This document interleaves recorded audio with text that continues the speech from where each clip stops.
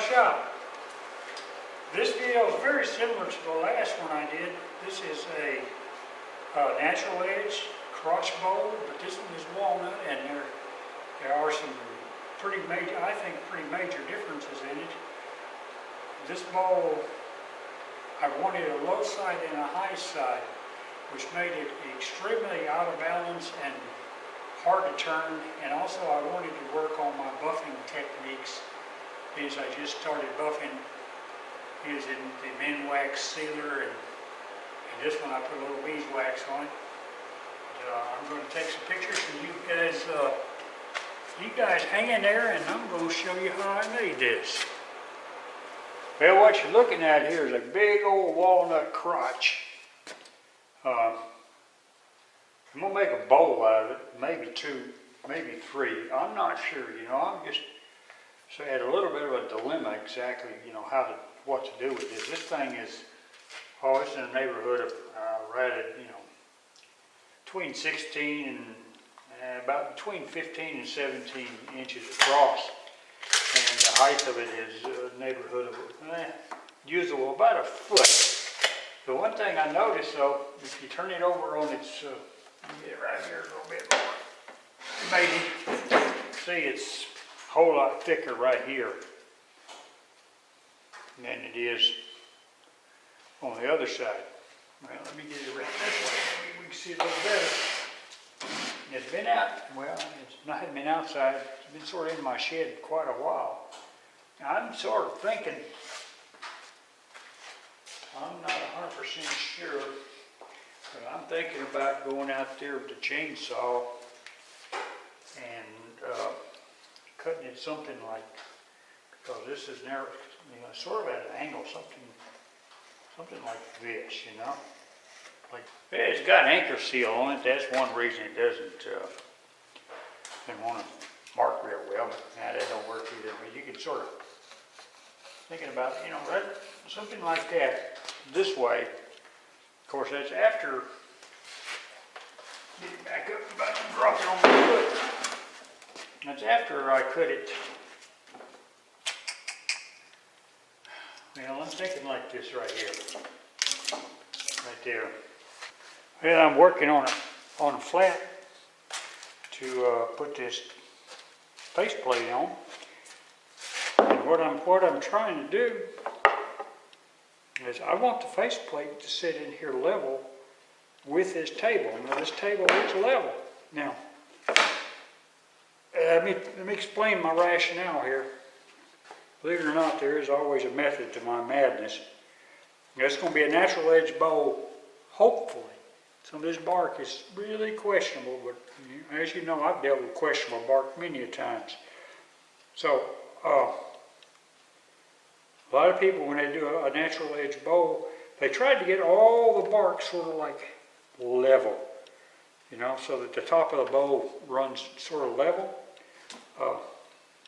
Well, I really sort of like one part high and one part low.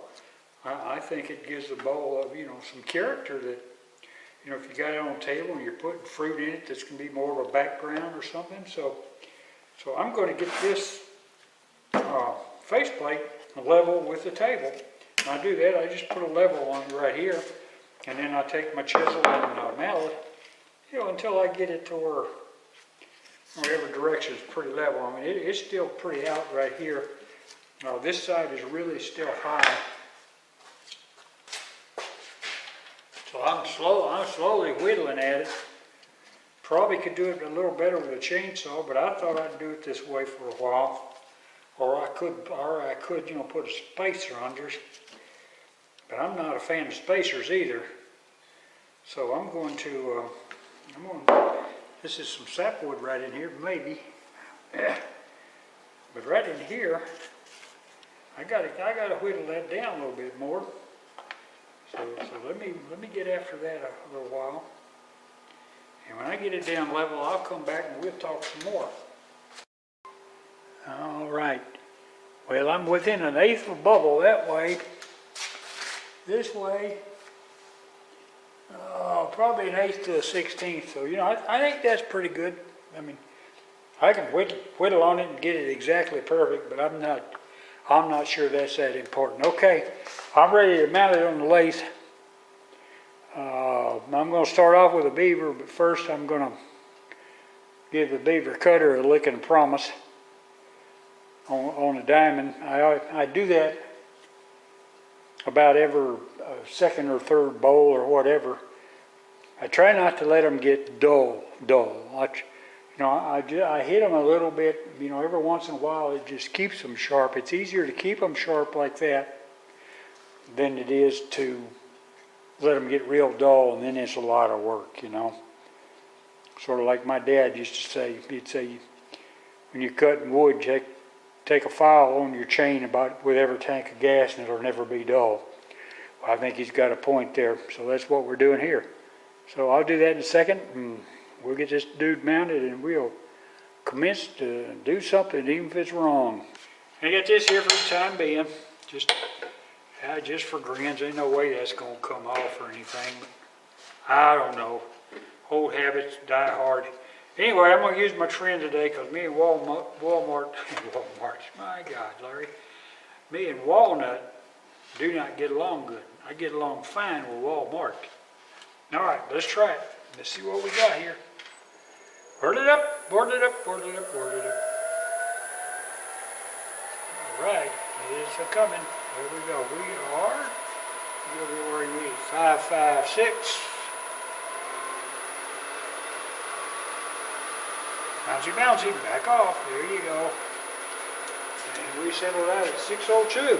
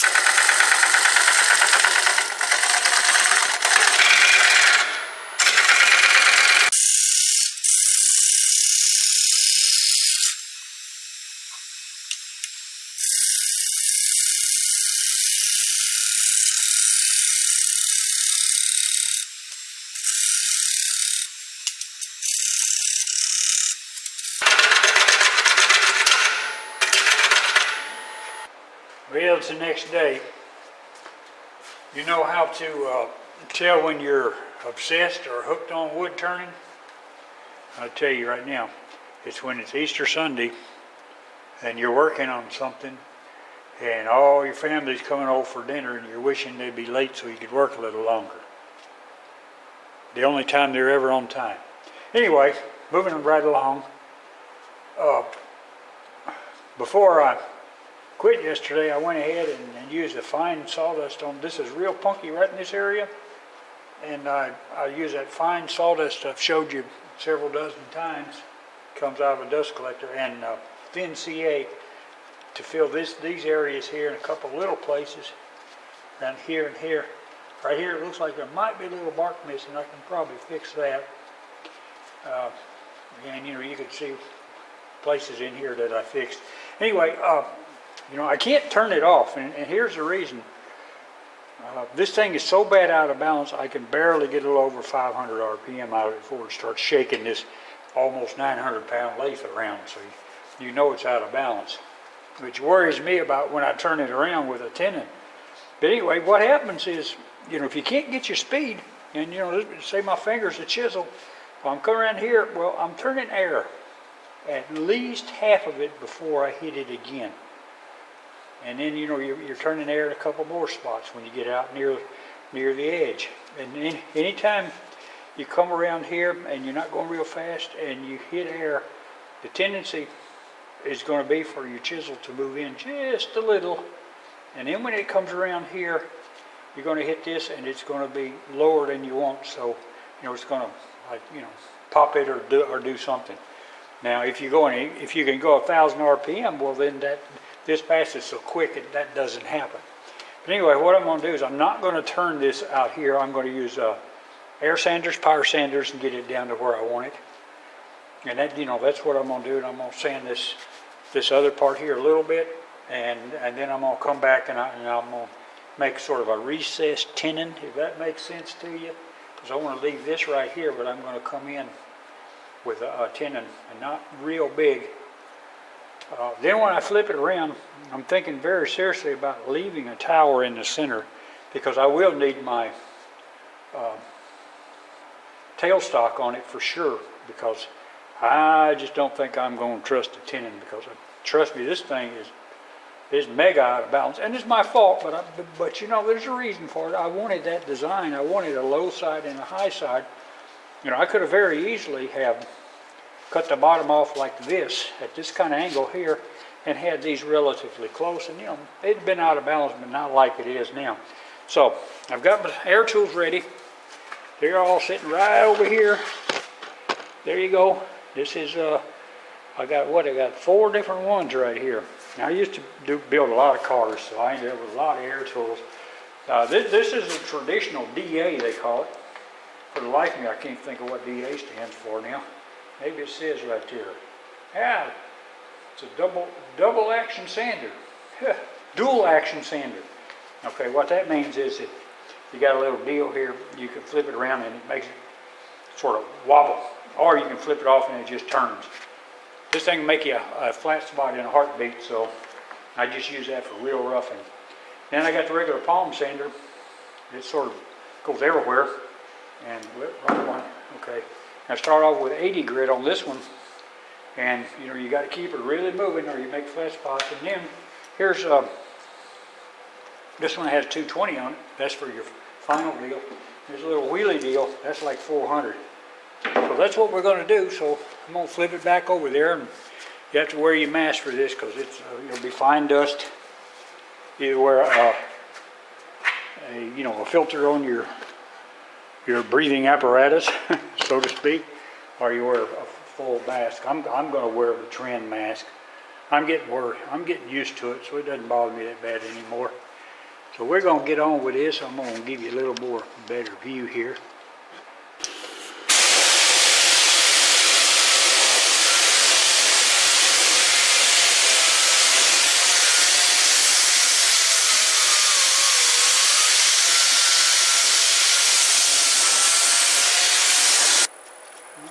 See what we got here.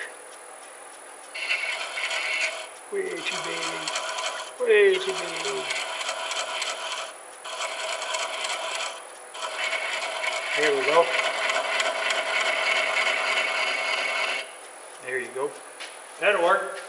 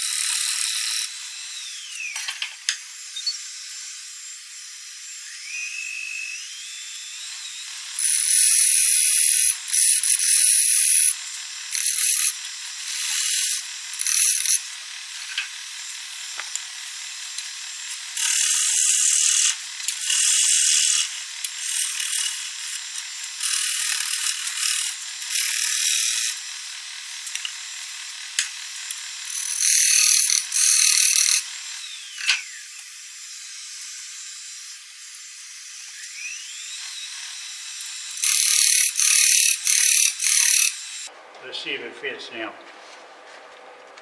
And as usual, what I'm looking for is to see how well the dovetail fits it. Be a little more open than that. Where'd it go?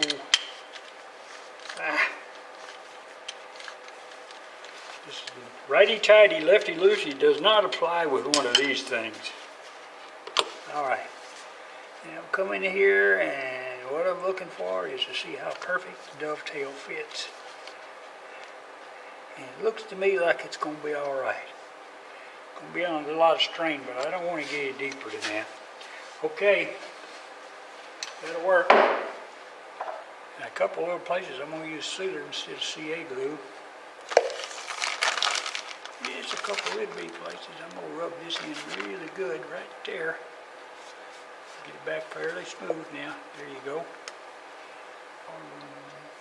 See, I just dab a little bit right in there, then I'll pour this stuff in here, and then I'll rub it in. Make like a paste out of it. Look like.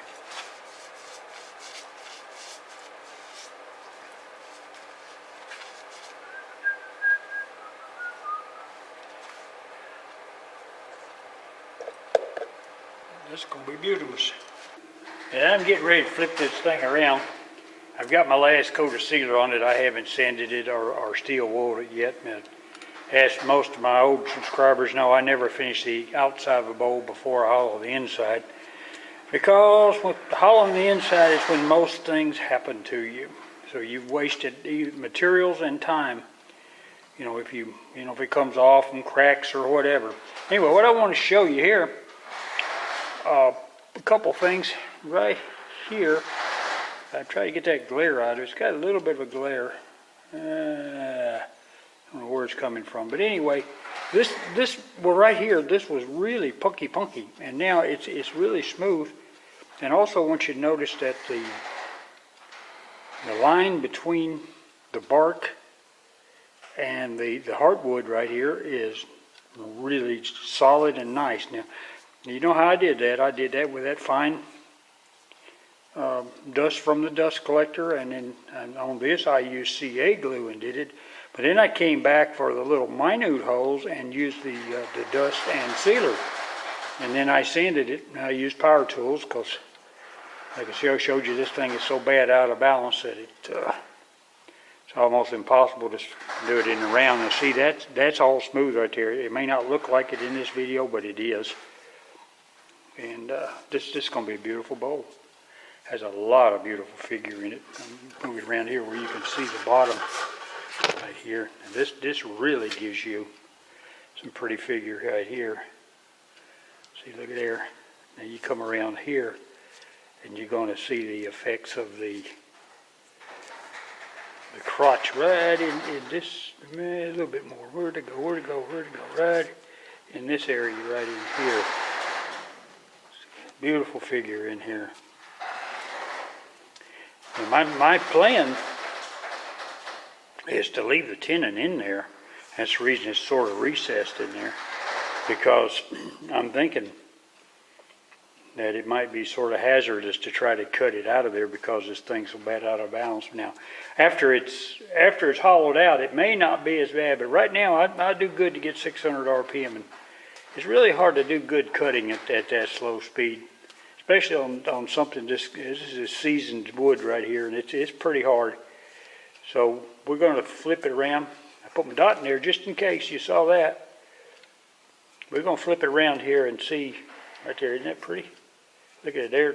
That's got some feathering in it and a little bit of everything right here. I did sand a little bitty spot right here, you can see, and that's really smooth. All right, it's switched around and the faceplate's off, and I'm ready to start whirling it up. I'm going to use I'm going to come in here with a 5-inch bowl gouge and try to very gently knock her down. This piece of wood is, it's pretty dry. I didn't do the meter on it, but I can just tell by looking at it. I got a feeling that bark's going to go flying. I'm going to try to save it. But one thing I did is I swept the floor, because if it comes off, maybe I can find it a little better then. So I'm going to spin it up. We're going to try something, even if it's wrong. I'm going to leave the tailstock in it. In fact, I'm going to leave it in till the very, very last minute. And I may make a tower and put a finial on it. Just depends, because This thing's so bad out of balance, this is going to be hard on that tenon. Right there, that's the best I can do, and we are at 583 RPM. So let's see what we can do.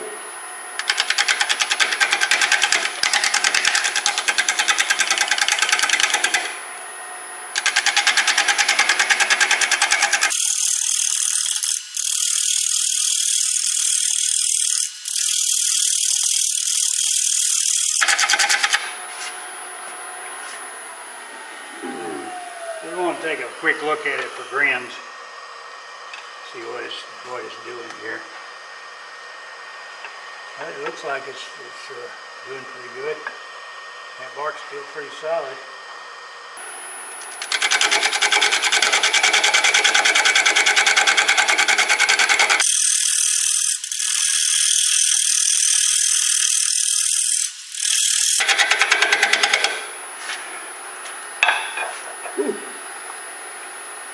Leaving it pretty thick right in there. I may come back a little later. But I'm going to try the Beaver a little bit right here. And Beaver's pretty aggressive. And sometimes it takes out more wood than you want to take out. So I have to be careful.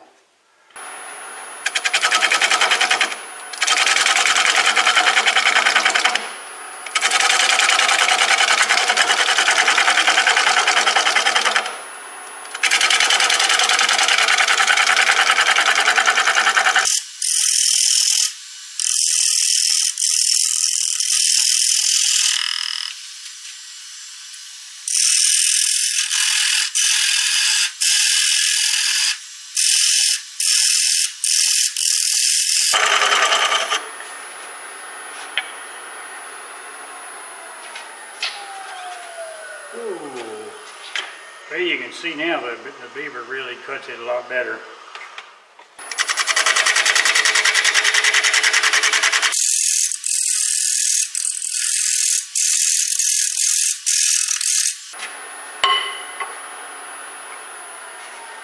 Alright, that works fine, but I'm going to come in with a different tool wrist.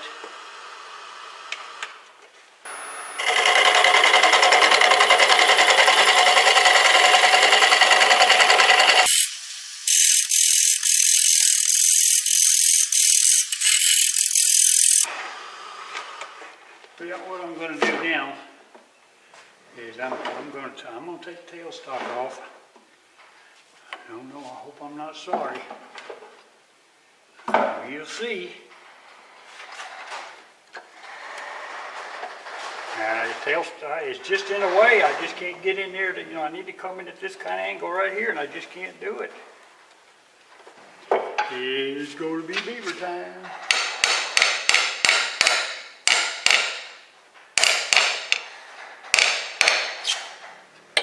Incidentally, I'm thinking very seriously, and I talked to a guy yesterday about going into negotiations to have these Beavers built. I'd be interested in knowing what everybody thinks, and what do you think they'd be worth? And that's with a cutter and with or without a handle.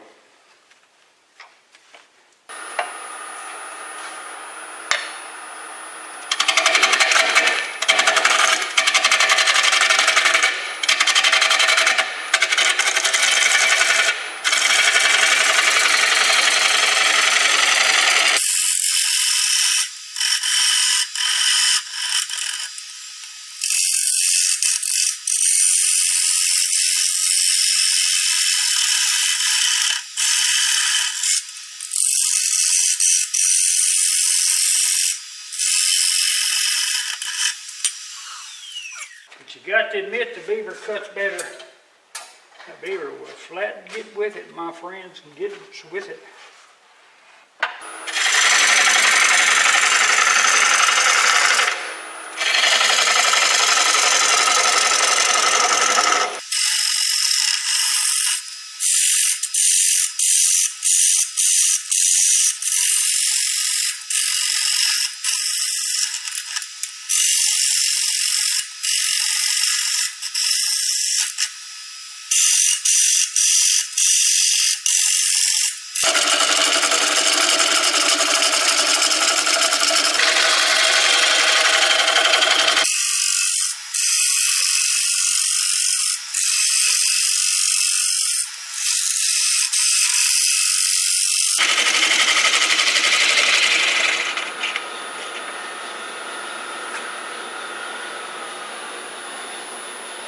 this big rascal now.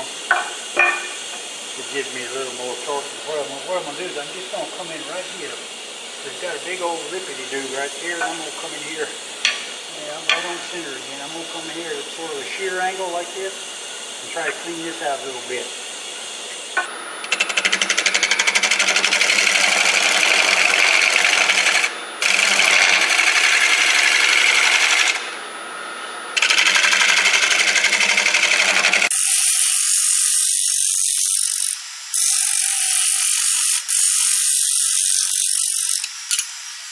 I can get that sandpaper. All right, we're done.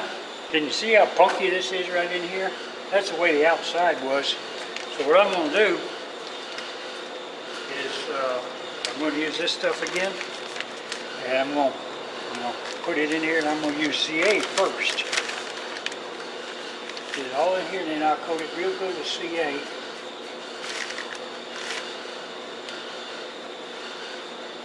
It's all in this punky area only. Goes all the way up to about right here.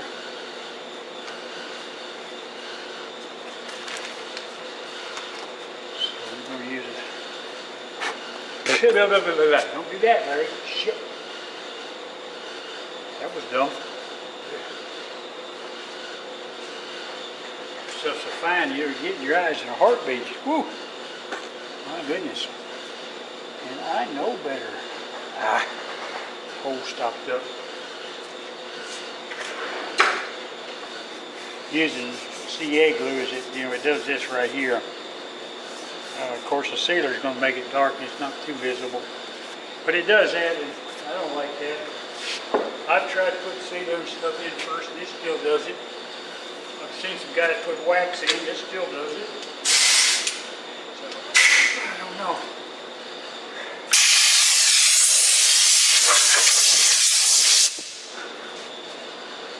Here, see that? That looks pretty good actually. Okay. This bolt really pushed the limits to my laser. Just barely fit in there. Let me back this out, maybe you can see it a little better.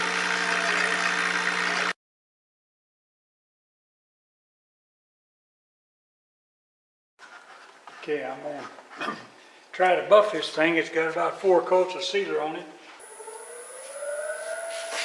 Yeah, let's see if this thing will do anything.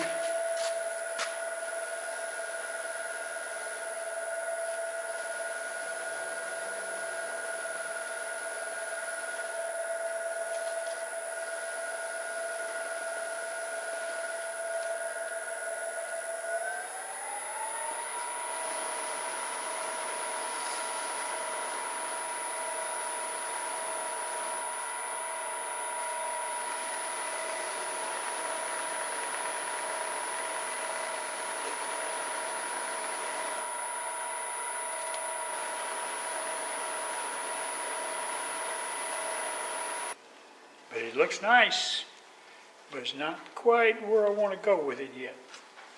Here's the finished product. I'm extremely pleased with how this turned out, considering how out of balance it was and so forth.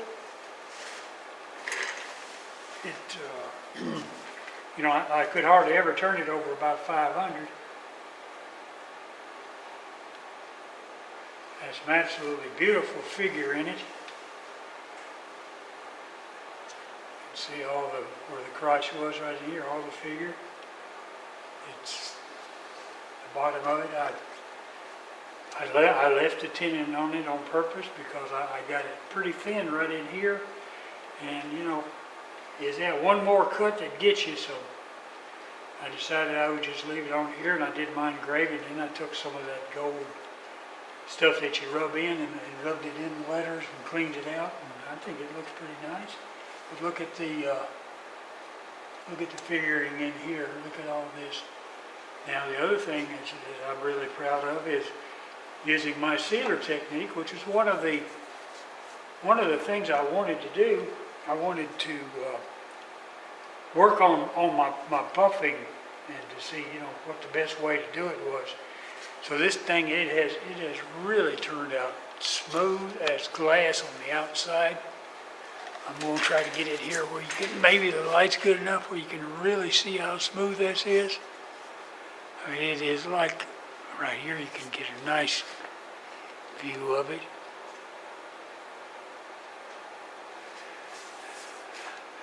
And this is the sealer buffed up, and to be perfectly honest, I put some beeswax on the outside to give it that final glow. Now the inside is spray poly. I don't have what I need to buff the inside yet. I've got it ordered. It'll be here in a couple of days, and maybe my next one I'll do that. But I think I have found a way to make these things really look nice without, going through 14 different, different oils, and, Danish oil, tongue oil, Hampshire sheen, all that kind of stuff. Whatever it is, grit, Yorkshire grit, I think it's called. I think this is, I don't know how you can beat this finish, I just don't. I mean, it's like a car finish, It's how smooth it is. It's like it's right here. See, that looks like, right there, that looks like glass. That is so smooth. Or a mirror.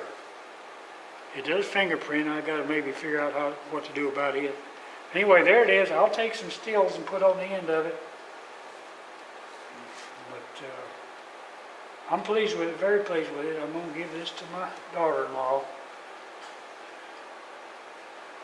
She said she's the only one that didn't have a big bowl. I gave her a little one when I first started turning some. So I made her one. There you go. I'll get some stills of that, put on the end, and here we are. Subscribe. Give me a like. Call your mama. All that kind of stuff. Come back to see me. And I'll catch you on the rebound. And whatever you do, keep her whirling.